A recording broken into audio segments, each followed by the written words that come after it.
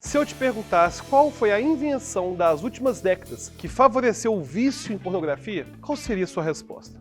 Acho que não é difícil perceber que a internet teve um papel essencial na maneira como os materiais pornográficos se difundiram e tiveram seus acessos estendidos a praticamente qualquer lugar do mundo.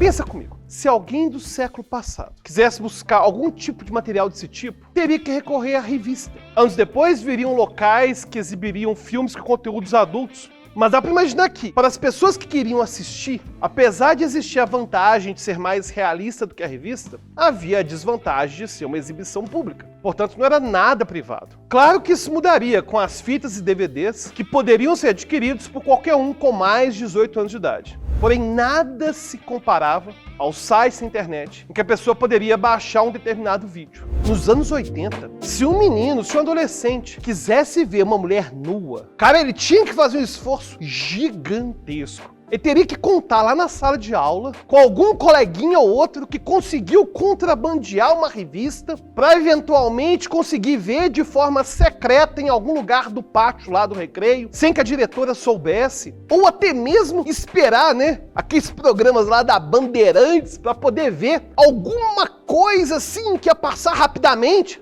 Esse tipo de estímulo, ver uma pessoa nua, era extremamente raro. E foi bem raro, até bem recentemente. Porque quando surgiu a internet lá nos anos 90, é claro que a pornografia veio junto. No entanto, a pessoa queria consumir esse material pornográfico num ambiente mais reservado. Ela não queria ter que ligar o computador, internet lenta demais para carregar uma foto, um vídeo. Não, ela não queria isso. Então, eventualmente, ela comprava uma revista, que seria o mais fácil de ser consumido. No entanto, com o avanço tecnológico e principalmente com o avanço da velocidade da internet, essa história foi mudando. Tiveram dois fatores que mudaram completamente a forma como as pessoas consomem pornografia nos dias de hoje. E o primeiro, é o bem óbvio, foi simplesmente a popularização da banda larga de internet. Porque nos anos 90, quando surgiu a internet, a gente esperava, algum dia depois da meia-noite para poder discar, para poder buscar alguma coisa, e depois ficava pulso único. Você talvez nem saiba o que é pulso único, Mas enfim, ficava pulso único a ligação até 6 da manhã. E aí, para quem quisesse usar mais tempo, esperava no sábado, porque no sábado, a partir das 14 horas, seria pulso único até segunda-feira às 6 da manhã.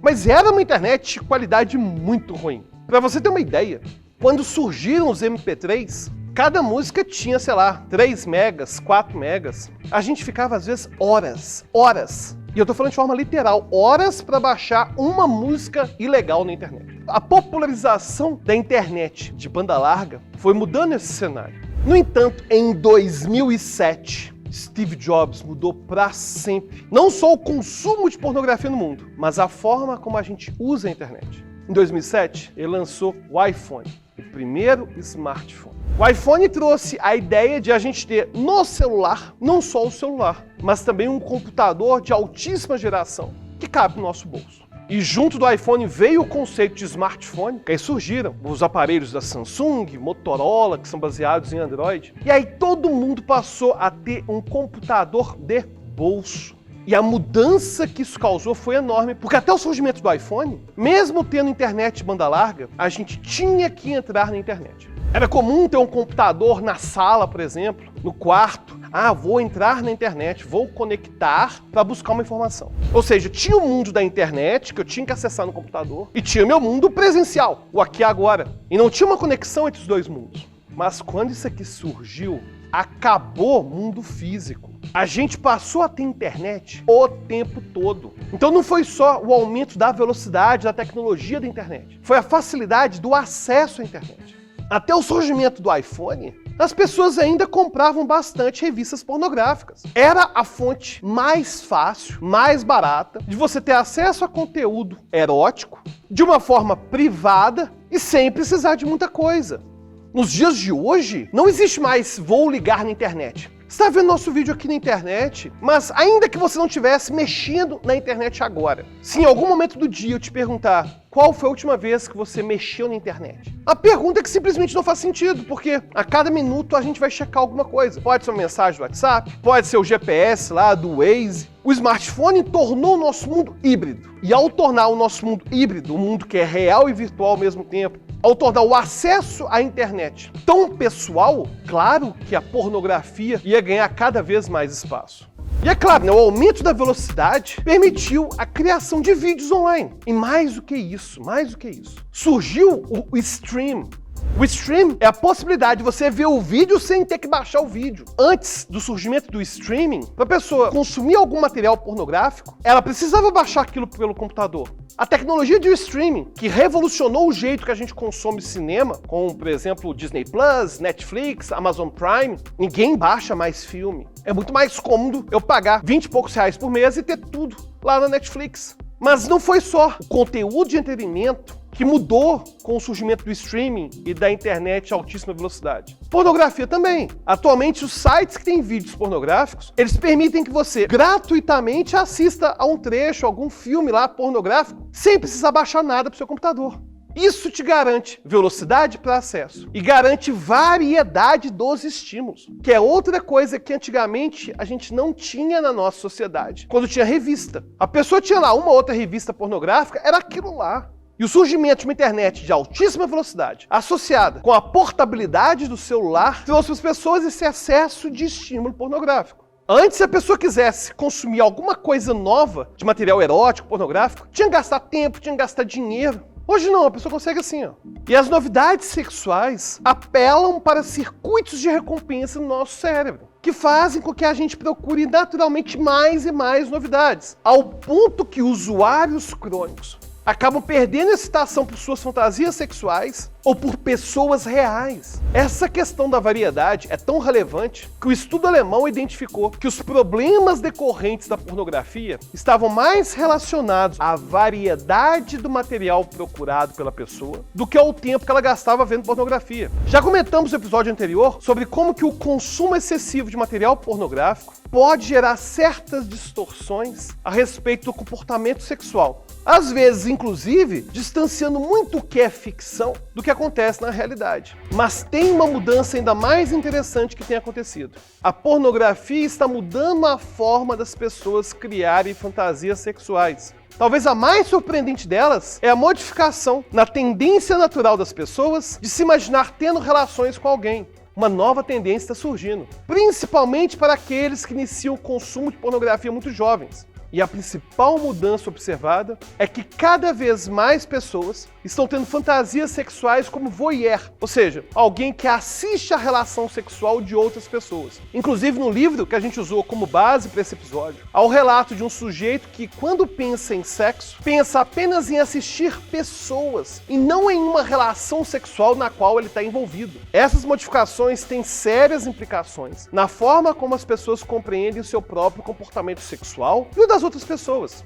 E esse não é o único problema relacionado ao consumo de pornografia. Outros estudos já associaram a frequência de visualização de conteúdo pornográfico com sintomas de depressão, ansiedade, estresse, dificuldades sociais, problemas sexuais e até mesmo ideação suicida. É claro que é difícil dizer que esses problemas são causados pela pornografia. A descoberta de que eles estão associados significa apenas que há uma co-ocorrência, não é necessariamente uma relação de causa e efeito. Pode ser que a pornografia gere esses sintomas. Mas também é possível que as pessoas que já possuam esses sintomas tenham maior probabilidade de ver esse tipo de conteúdo. Ou ainda, pode ser que há uma outra variável que a gente não esteja levando em consideração. E essa variável explicaria tanto a existência do consumo excessivo de pornografia, como a presença daqueles problemas comentados. Mas apesar disso, nós já temos evidências de que alguns prejuízos voltados para a questão sexual parecem sim ser causadas pelo consumo excessivo de pornografia. E vamos falar de alguns e buscar explicar por que isso acontece. A primeira queixa que consumidores crônicos relatam é a de interferência nas atividades diárias, já que a visualização excessiva pode chegar a horas no mesmo dia. E dessa forma a pessoa deixa de fazer coisas importantes para ficar navegando pelos sites adultos. Aliás, não só isso, mas estudos na área da neurociência sobre vício à internet têm relacionado essa dependência com problemas de memória e de concentração. As alterações não são observadas só no nível comportamental e cognitivo. mas também em áreas do cérebro. Esse problema de concentração seria uma maneira indireta do vício em pornografia afetar as atividades diárias. E vale citar aqui que muitas pessoas que param de consumir pornografia em excesso relatam que puderam sentir melhora no foco e também na concentração.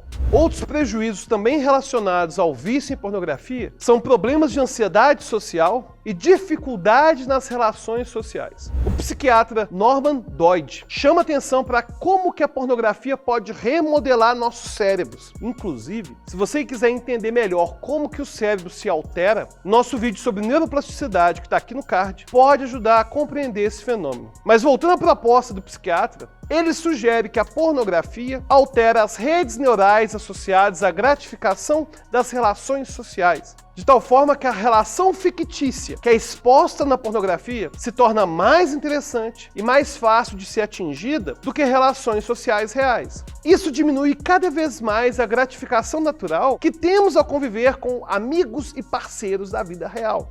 E isso pode trazer várias dificuldades na adaptação diária. Um outro problema pode ser também a baixa energia e o desânimo. E aqui nós temos que entender que, para alguém estar com energia alta, deve haver algum tipo de motivação. Não podemos esquecer que todos esses processos são neuroquímicos, muito influenciados pelo famoso neurotransmissor dopamina.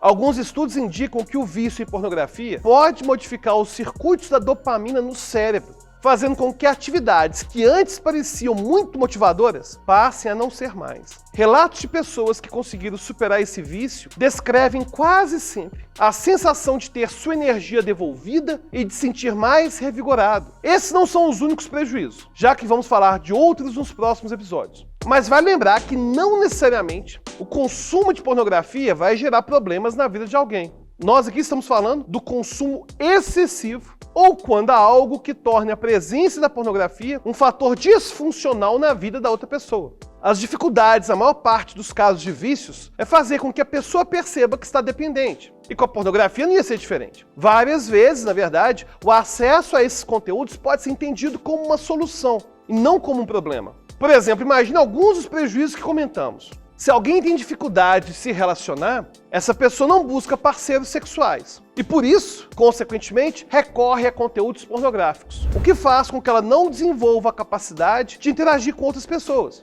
E por isso, ela fica cada vez mais reclusa, cada vez mais distante, tentando se expor o mínimo possível às situações reais. E acreditando que ela tem como remediar esse problema, ela consome pornografia. Da mesma forma, se a pessoa se sente sem energia, ela pode achar que não vai ter motivação para fazer mais nada. Mas aí ela lembra que se motiva quando alguém assiste algum conteúdo pornográfico. Então, como uma forma de se animar, ela vai alimentando o vício. E isso faz com que os circuitos dopaminérgicos do cérebro dela sejam cada vez mais afetados por essa ação. E isso gera um ciclo que se retroalimenta. Para essas pessoas é muito difícil fazer uma associação entre esses problemas e a pornografia, que aliás pode estar, na verdade, causando esses problemas ou intensificando esses problemas. No próximo episódio nós vamos falar sobre outros prejuízos causados pela pornografia. Mas dessa vez, vamos explorar mais os prejuízos de ordem sexual e aqueles que são possíveis observar nos relacionamentos. E você já sabia que existem evidências de que o consumo excessivo de pornografia pode ser muito prejudicial?